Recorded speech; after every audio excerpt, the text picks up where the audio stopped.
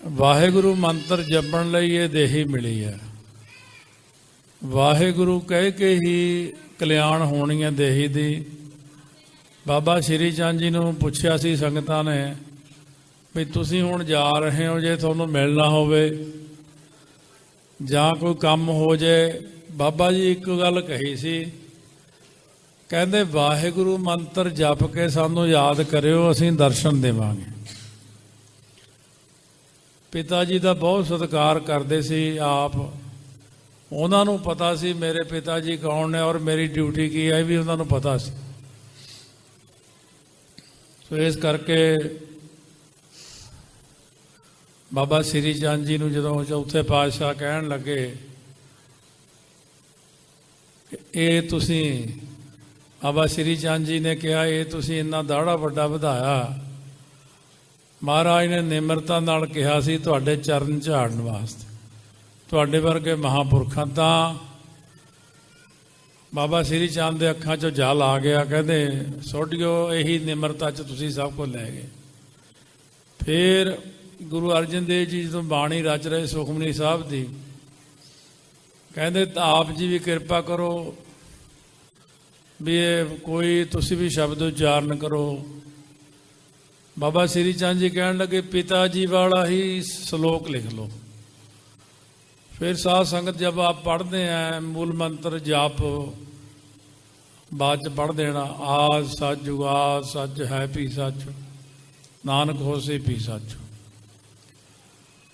पर बाबा श्री चंद जी के कहने ते जब महाराज ने लिखिया उस आद सच जुगाद सच है भे सच, सिहारी ते बिहारी का फर्क लाया उत्थे। नानक होसी भे सच। ਜਦੋਂ ਵੀ ਦੁਬਾਰਾ ਕੋਈ ਸ਼ਬਦ ਕੋਈ ਬਾਣੀ ਉਚਾਰਨ ਕਰਦੇ ਨੇ ਉਹ 'ਚ ਫਰਕ ਪਾਉਂਦੇ। ਗੁਰੂ ਗ੍ਰੰਥ ਸਾਹਿਬ ਦੇ ਵਿੱਚ 3 ਵਾਰੀ ਸ਼ਲੋਕ ਆਇਆ ਪਵਨ ਗੁਰੂ ਪਾਣੀ ਪਿਤਾ, ਉਹਦੇ 'ਚ ਵੀ ਅੰਤਰ ਰੱਖਿਆ। ਜਦ ਸੋਹਲੇ ਦੇ ਸ਼ਬਦ ਜਿੰਨੇ ਇਹ ਵੀ 2 ਵਾਰ ਆਏ ਨੇ, ਇਹਦੇ 'ਚ ਵੀ ਫਰਕ ਰੱਖਿਆ ਪਹਿਚਾਣ ਵਾਸਤੇ ਕਿ ਹਾਂ ਇਹ ਸ਼ਬਦ ਜਿਹੜਾ ਹੈ ਦੁਬਾਰਾ ਉਚਾਰਨ ਕੀਤਾ। ਇਸ ਕਰਕੇ ਆਓ ਝੁਕਾਓ ਸੀਸ ਗੁਰਾਂ ਦੇ ਅੱਗੇ, ਪਹਿਲਾਂ ਤਾਂ ਫਤਿਹ ਬੁਲਾਈਏ। ਵਾਹਿਗੁਰੂ ਜੀ ਕਾ ਖਾਲਸਾ ਵਾਹਿਗੁਰੂ ਜੀ ਕੀ ਫਤਿਹ। ਸੋ ਦਾਸ ਦੀ ਸਿਹਤ ਬਹੁਤ ਢਿੱਲੀ ਚੱਲ ਰਹੀ ਸਾਲਕ ਤੋਂ। ਦਾਸ ਨੇ ਕਥਾ ਬੰਦ ਕੀਤੀ ਹੋਈ ਆ ਵੀ ਕਿਤੇ ਜਾਣਾ ਆਉਣਾ ਥੋੜਾ ਔਖਾ ਮੈਨੂੰ। ਬਾਬਾ ਜੀ ਨੇ ਬੇਨਤੀ ਕੀਤੀ ਸੀ ਪਰ ਇਹਨਾਂ ਦੇ ਪਿਆਰ ਦਾ ਸਦਕਾ ਹੀ ਦਾਸ ਆਇਆ। ਪਰ ਮੈਂ ਬਾਬਾ ਜੀ ਇਹਨਾਂ ਬਹਿਣਾ ਔਖਾ, ਇੱਕ ਤਾਂ ਗੋਡਾ ਹਿੱਲ ਗਿਆ ਸੀ ਪਿੱਛੇ ਜੇ ਥੋੜ੍ਹਾ ਜਿਹਾ, ਇੱਕ ਲੀਵਰ ਦੀ ਥੋੜ੍ਹੀ ਜਿਹੀ ਹੈ ਤਕਲੀਫ ਮੈਨੂੰ। ਅਤੇ ਕਈਆਂ ਨੂੰ ਹੁੰਦਾ ਪਤਾ ਨਹੀਂ ਕਿਉਂ ਕਥਾ ਨਹੀਂ ਕਰਦਾ, ਸਿਹਤ ਖਰਾਬ ਕਰਕੇ ਹੀ ਆ ਬਸ। ਉਹ ਵੀ ਅਕਾਲ ਪੁਰਖ ਦੀ ਰਜਾ ਹੀ ਆ ਕੋਈ। ਇਸ ਕਰਕੇ ਸਾਧ ਸੰਗਤ ਜੀ ਮੈਂ ਬੇਨਤੀ ਕਰਾਂਗਾ ਮਹਾਂਪੁਰਸ਼ਾਂ ਨੂੰ, ਹੋਰ ਤਾਂ ਜਿੰਨੇ ਮਰਜ਼ੀ ਕੋਈ ਆਉਣ ਜਾਣ, ਪਰ ਜਦੋਂ ਅਸੀਂ ਆਈਏ ਸਾਨੂੰ ਟਾਈਮ ਦੇ ਕੇ ਉਦੋਂ ਹੀ ਤੋਰਨ ਦੀ ਕਿਰਪਾ ਕਰਿਆ ਕਰੋ, ਤਾਂ ਕਿ ਨਹੀਂ ਤਾਂ ਫਿਰ ਸਾਨੂੰ ਜਾਣਾ ਆਉਣਾ ਔਖਾ। ਵੀ ਨੇੜੇ ਕਰਕੇ ਟਾਈਮ ਦੇਤਾ ਮੈਂ, ਕਿਉਂਕਿ ਮੈਂ ਲੰਬਾ ਸਫ਼ਰ ਵੀ ਨਹੀਂ ਕਰਦਾ ਅੱਜ ਕੱਲ੍ਹ, ਬਹੁਤ ਸਫ਼ਰ ਕਰਨਾ ਵੀ ਔਖਾ ਮੇਰੇ ਲਈ। ਸੋ ਦੂਸਰੀ ਬੇਨਤੀ ਇਹ ਵੀ ਬਾਬਾ ਜੀ ਦਾ ਜਿਹੜਾ ਜਨਮ ਦਿਨ ਮਨਾ ਰਹੇ ਹਾਂ,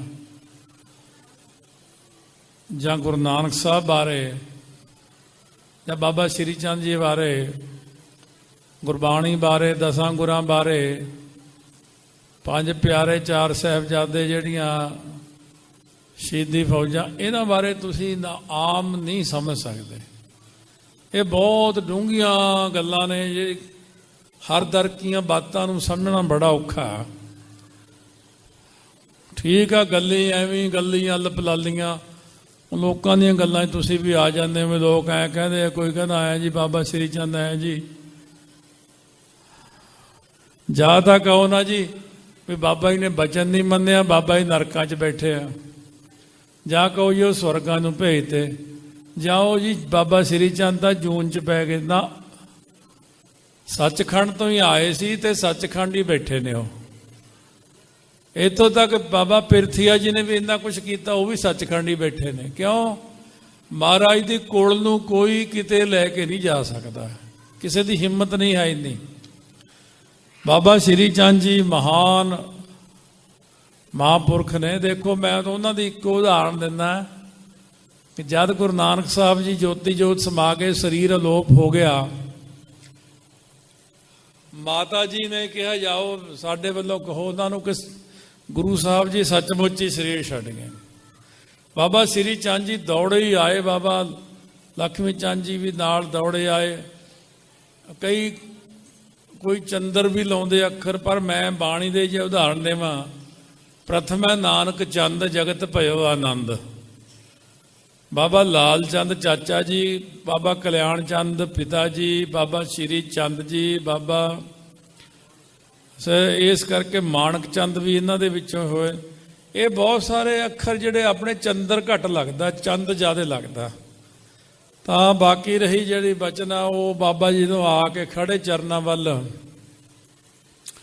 अरदास कीती, पिता जी एक घड़ी दर्शन दे दिओ। एक घड़ी 24.5 मिनट की हुंदी है। गुरु नानक साहब जी प्रगट हो के बैठ गए, कहते हाँ बेटा किवें याद किया? कहते पिता जी थोड़े जाण तो बाद एहसास एक होया, जिवें आपां भी कहने जां तां गए तो पता लगदा बंदे ते, जां चढ़ाई कर जे तां पता लगदा। ऊँ नहीं आपां नूं कदर हुंदी किसी बंदे, फिर रो रो के याद करदे लै भी वो बंदा चंगा सी।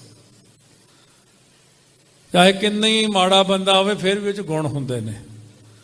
कहते पिता जी मैं जदों तुसीं शरीर छड्डिया मैनूं इन्ना झटका जिहा वज्जिया, मैं हुण रोटी कौन दऊ, हुण सानूं कपड़ा कौन दऊ, हुण साडा खर्चा गुजारा किवें चलू? थोड़े हुंदे तां सब कुछ सीगा। गुरु नानक निरंकार परमेश्वर जी कहण लगे बेटा आ जिहड़े कुत्ते तुरे फिरदे ना बाहर, आ बाहर कुत्ते फिरदे ने, कुकर जिन्हों कहने आ, इन्हां च भी करामात है। जिहड़े गुरु घर की रोटी खांदे, इत्थे दाल रोटी खाई जाते ने, कोई जूठा सिड़दे वो खा लेंदे ने भाई। गुरसिखां दा जूठा खा के साडे कुत्तियां नूं भी अंतरजामता है, इन्हां च भी ताकत है। तुसीं तां फिर साडे तो होए हो, थोड़े आसरे तां करोड़ां लोग रोटी खाणगे।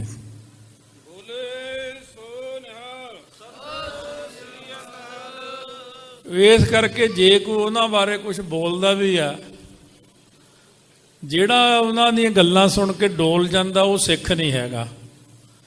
डलाउण वेले तां गुरु नानक साहब वेले भी बहुत लोग गुरु नानक साहब तो ही डलाउंदे सीगे। वो डुब गए, वो बेई नदी च डुब गए, कोई कहंदा वो आया हो गए।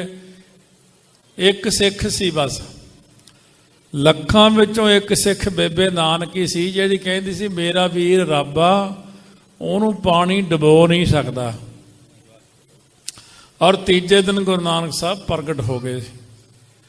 बेबे नानकी जी वर्गी सिੱਖੀ अपने च पैदा करो। आ ਜਿਹੜੇ कीड़े मकौड़े जे ਜਿਹੜੇ ਤੁਸੀਂ ਕਹਿੰਦੇ ਹੋ उल्ट बोलते आए ने, ਇਹ ਤਾਂ ਧਰਤੀ ਦੇ ਉੱਤੇ ਇੱਕ ਹੁੰਦੀ ਖਾਕ, ਇੱਕ ਹੁੰਦੀ ਭੁੱਬੜ, ਇਹ ਤਾਂ ਜਮਾਂ ਹੀ ਗਈ ਗਵਾਚੀ ਮਿੱਟੀ ਆ ਜਿਹੜਾ ਕੀੜੇ ਜੇ ਬੋਲਦੇ ਫਿਰਦੇ ਆ। ਦੇਖੋ ਇਹ ਜਨਮ ਨਹੀਂ ਲੈ ਸਕਣਗੇ ਹੁਣ। 84 ਲੱਖ ਜੂਨ ਵਿੱਚ ਢੋਈ ਨਹੀਂ ਹੈ ਇਹਨਾਂ ਨੂੰ ਹੁਣ। ਦੇਖੋ 84 ਲੱਖ ਜੂਨ ਭਾਵੇਂ ਮਾੜੀ ਗਿਣੀ ਗਈ ਆ। ਹਮ ਕੀੜੇ ਕਿਰਮ ਸਤਿਗੁਰ ਸੁਣਾਈ, ਕੀੜੇ ਗੋਹੇ ਵਾਲੇ ਕੀੜੇ, पेट च कीड़े, लैटरन वाले कीड़े, बड़े कीड़े आ। ਉਹ ਇਹਨਾਂ ਕੀੜਿਆਂ ਤੋਂ ਉਹ ਕੀੜੇ ਫਿਰ ਵੀ ਚੰਗੇ ਆ, ਜਨਮ ਤਾਂ ਲੈਣਗੇ ਉਹ। ਇਹਨਾਂ ਕੀੜਿਆਂ ਨੇ ਦੁਬਾਰਾ ਮਨੁੱਖਾ ਜਨਮ ਤਾਂ ਕੀ 84 ਵਿੱਚ ਵੀ ਨਹੀਂ ਆਉਣਾ। ਇਹਨਾਂ ਨੂੰ ਤਾਂ ਮਿਲਣਾ ਹੀ ਨਹੀਂ ਕੁਝ। ਇਹ ਤਾਂ ਪਤਾ ਨਹੀਂ ਕਿੰਨੇ ਕਲਪਾਂ ਤੱਕ ਐਂ ਤੁਰੇ ਫਿਰਦੇ ਰਹਿਣੇ। ਇਹਨਾਂ ਦੀਆਂ ਆਤਮਾਵਾਂ ਤਾਂ ਰੁਲ ਜਾਣਗੀਆਂ ਜਮਾਂ ਹੀ। ਹਲੇ ਇਹਨਾਂ ਨੂੰ ਇਸ ਗੱਲ ਦੀ ਸਮਝ ਨਹੀਂ ਹੈ। ਇਸ ਕਰਕੇ ਕਿਸੇ ਨੂੰ ਨਾ ਅਸੀਂ ਡੋਲੇ ਕਦੇ। ਸਾਡੇ ਵੱਲੋਂ ਲੱਖ ਕਰੋੜ ਕੁੱਤਾ ਭੌਂਕੇ ਅਸੀਂ ਕਦੇ ਡੋਲੇ ਆ? ਅਸੀਂ ਨਹੀਂ ਪਰਵਾਹ ਕਰਦੇ ਕਿਸੇ ਦੀ। ਕਿਉਂ? ਮੈਂ ਸਾਰਾ ਇਤਿਹਾਸ ਪੜ੍ਹਿਆ ਹੋਇਆ। ਇਹ ਫਰਕ ਪੈਂਦਾ। ਤੁਸੀਂ ਹੁਣ ਕੋਈ ਕਿਤਾਬ ਹੀ ਨਹੀਂ ਪੜ੍ਹੀ, ਕੋਈ ਸਾਖੀ ਨਹੀਂ ਸੁਣੀ, ਗੁਰੂ ਗ੍ਰੰਥ ਸਾਹਿਬ ਦੀ ਕਥਾ ਹੀ ਨਹੀਂ ਪੜ੍ਹੀ ਸੁਣੀ, ਇਤਿਹਾਸ ਹੀ ਨਹੀਂ ਸੁਣਿਆ, ਤੁਸੀਂ ਤਾਂ ਡੋਲ ਜਾਂਦੇ ਆ। ਸਾਡੀ ਕੌਮ ਤਾਈਓ ਡੋਲ ਜਾਂਦੀ ਹੈ ਕਿਉਂਕਿ ਇਹਨਾਂ ਨੂੰ ਨੌਲੇਜ ਨਹੀਂ ਹੈ ਕਿਸੇ ਗੱਲ ਦੀ। ਸਾਨੂੰ ਸਾਰਾ ਕੁਝ ਪਤਾ ਹੈ, ਇਸ ਕਰਕੇ ਅਸੀਂ ਡੋਲਦੇ ਨਹੀਂ, ਨਾ ਬੋਲਦੇ ਹੀ ਆ ਕੁਝ। ਅਸੀਂ ਕਹਿੰਦੇ ਕੋਈ ਨਹੀਂ, ਬੋਲੀ ਜਾਣ ਦੋ। ਇੱਕ ਦਿਨ ਜਿਹੜੇ ਇਹ ਬੰਦੇ ਹੁੰਦੇ ਨੇ ਆਪੇ ਹੀ ਡਿੱਗ ਡੁੱਗ ਪੈਂਦੇ ਆ। ਕਈ ਬੰਦਿਆਂ ਬਾਰੇ ਸੋਚ ਕੇ ਦੇਖੋ, ਬੋਲਦੇ ਸੀ, ਅੱਜ ਨਾਂ ਹੈ ਉਹਨਾਂ ਦਾ? ਕੋਈ ਨਾਂ ਲੈਂਦਾ? ਸਾਕਤ ਬੱਪਰਾ ਮਰ ਗਿਆ, ਕੋਈ ਨਾ ਲੈ। ਆਹ ਦਰਸ਼ਨ ਲਾਲ ਸੀ, ਉਹ ਕਿੰਨਾ ਬੋਲਦਾ ਹੁੰਦਾ ਸੀ। ਦਰਸ਼ਨ ਰੋਗੀ ਜਿਹੜਾ ਸੀਗਾ, ਉਹਨੂੰ ਹੁਣ ਕੋਈ ਸੁਣਦਾ? ਕੋਈ ਦਾ ਨਾਂ ਸੁਣਦਾ? ਐਂ ਆ ਜਿੰਨੇ ਵੀ ਬੋਲਦੇ ਨੇ 2-4 ਸਾਲਾਂ ਨੂੰ, 5 ਨੂੰ ਸਭ ਛਾਈ ਮਾਈ ਹੋ ਜਾਣੇ ਆ। ਸੰਗਤ ਤੋਂ ਧਰਕਾਰੇ ਜਾਣੇ ਆ, ਗੁਰੂ ਗ੍ਰੰਥ ਸਾਹਿਬ ਤੋਂ ਧਰਕਾਰੇ ਜਾਣੇ ਆ, ਅਕਾਲ ਤਖਤ ਸਾਹਿਬ ਤੋਂ ਛੇਕੇ ਜਾਣੇ ਆ। ਕਿਸੇ ਨੇ ਇਹਨਾਂ ਦਾ ਨਾਂ ਤੱਕ ਨਹੀਂ ਲੈਣਾ, ਕੌਮ ਨੇ ਉਹੀ ਥੁੱਕ ਦੇਣੇ ਆ। ਇਸ ਕਰਕੇ ਇਹਨਾਂ ਨੂੰ ਕਿਸੇ ਨੇ ਨਹੀਂ ਪੁੱਛਣਾ। ਮਹਾਰਾਜ ਸੱਚੇ ਪਾਤਸ਼ਾਹ ਦੀ ਕਿਰਪਾ ਨਾਲ ਮੈਂ ਤਾਂ ਇਹੀ ਕਹੂੰਗਾ, ਤੁਸੀਂ ਬਹੁਤੀਆਂ ਗੱਲਾਂ 'ਚ ਨਾ ਆਇਆ ਕਰੋ, ਮਨ ਨੂੰ ਟਿਕਾਓ ਆਪਣੇ ਨੂੰ ਬਸ। ਇੱਕ ਹੁੰਦੇ ਨੇ ਅੰਤਰੰਗ ਸਾਧਨ, ਇੱਕ ਹੁੰਦੇ ਬਹਿਰੰਗ ਸਾਧਨ। ਬਹਿਰੰਗ ਸਾਧਨ ਹੁੰਦੇ ਨੇ ਜਿਵੇਂ ਆ ਹੁਣ 550 ਸਾਲਾਂ ਤੇ ਹਰੇਕ ਨੇ ਆਪਣੇ ਆਪ ਨੂੰ ਚਮਕਾਇਆ ਹੀ ਆ ਬਸ। ਮੈਂ ਕਰਤਾ, ਮੈਂ ਉਹ ਸੜਕ ਬਣਾਤੀ, ਠੀਕ ਆ। ਕਿਸੇ ਨੇ 5100 ਜਪਜੀ ਸਾਹਿਬ ਕੀਤਾ, ਕਿਸੇ ਨੇ 11000 ਜਪਜੀ ਸਾਹਿਬ ਕੀਤਾ, ਕਿਸੇ ਨੇ ਕਿਹਾ ਮੈਂ 101 ਸਹਿਜ ਪਾਠ ਕਰਤਾ, ਕਿਸੇ ਨੇ ਕਿਹਾ ਮੈਂ 8 ਘੰਟੇ ਰੋਜ਼ ਹੁਣ ਸਿਮਰਨ ਕਰਾਂਗਾ। ਉਹ ਤਾਂ ਕੋਈ ਗੱਲ ਹੀ ਨਹੀਂ ਹੈਗੀ ਕੌਮ 'ਚ। ਸਤਿਗੁਰੂ ਅਮਰਦਾਸ ਮਹਾਰਾਜ ਕਹਿੰਦੇ ਨੇ, ਬਿਨ ਨਾਵੈ ਜਗ ਕਮਲਾ ਫਿਰੈ, ਗੁਰਮੁਖ ਨਦਰੀ ਆਇਆ, ਧੰਦਾ ਕਰਤਿਆ ਨਿਹਫਲ ਜਨਮ ਗਵਾਇਆ, ਸੁਖ ਦਾਤਾ ਮਨ ਨਾ ਵਸਾਇਆ। ਮੈਨੂੰ ਕਿਤੇ ਜਾਂਦੇ ਨੂੰ ਸੁਣਿਆ ਜਾਂ ਮੇਰਾ ਅਖਬਾਰ 'ਚ ਆਇਆ ਕਿਤੇ ਵੀ ਉਹ ਫਲਾਂਸਾ ਬੜੀ ਉੱਚਾ ਉਹ ਖੜਾ ਜਿਹਾ, ਮੈਂ ਕਦੇ ਕਿਤੇ ਨਹੀਂ ਜਾਂਦਾ। ਕਿਉਂ? ਮਹਾਰਾਜ ਕਹਿੰਦੇ ਸਭ ਕੁਛ ਘਰ ਮੈਂ, ਬਾਹਰ ਨਾ, ਅੰਦਰ ਹੀ ਹੈ। ਆ ਤੁਸੀਂ ਸਾਰੇ ਬੈਠੇ ਹੋ, ਇਹ ਠੀਕ ਹੈ, ਇੱਕ ਅਲੱਗ ਮਾਤਰ ਪਹਿਚਾਣ ਹੈ ਭੇਖਾਂ ਦੀ। ਇਹ ਨਿਰਮਲੇ ਮਹਾਂਪੁਰਖ ਨੇ, ਉਦਾਸੀ ਮਹਾਂਪੁਰਖ ਨੇ, ਇਹ ਟਕਸਾਲ ਵਾਲੇ ਨੇ, ਇਹ ਢਾਡੀ ਰਾਗੀ ਨੇ, ਇਹ ਹਿੰਦੂ ਹੈ, ਇਹ ਸਿੱਖ ਹੈ, ਈਸਾਈ ਹੈ। ਪਰ ਮੈਂ ਇਹ ਗੱਲਾਂ ਨੂੰ ਛੱਡ ਕੇ ਇੱਕ ਗੱਲ ਦੇਖਦਾ, ਮੈਂ ਜੋਤ ਸਾਰਿਆਂ 'ਚ ਹੀ ਹੈ ਬਸ। ਸਭ ਮੈਂ ਜੋਤ, ਜੋਤ ਹੈ ਸੋਏ, ਤਿਸ ਦਾ ਚਾਨਣ ਸਭ ਮੈਂ ਚਾਨਣ ਹੋਏ। ਜੋਤ, ਤੁਸੀਂ ਕਹੋ ਵੀ ਤੁਹਾਡੇ ਜੋਤ ਨਹੀਂ ਕਿਸੇ 'ਚ। ਉਹ ਭਗਤ ਨਾਮਦੇਵ ਜੀ ਕੁੱਕਰ ਦੇ ਮਗਰ ਘਿਓ ਦੀ ਕੁੱਜੀ ਲੈ ਕੇ ਦੌੜ ਪਏ, ਕਿ ਕੁੱਕਰ ਰੋਟੀ ਚੱਕ ਕੇ ਦੌੜ ਪਿਆ।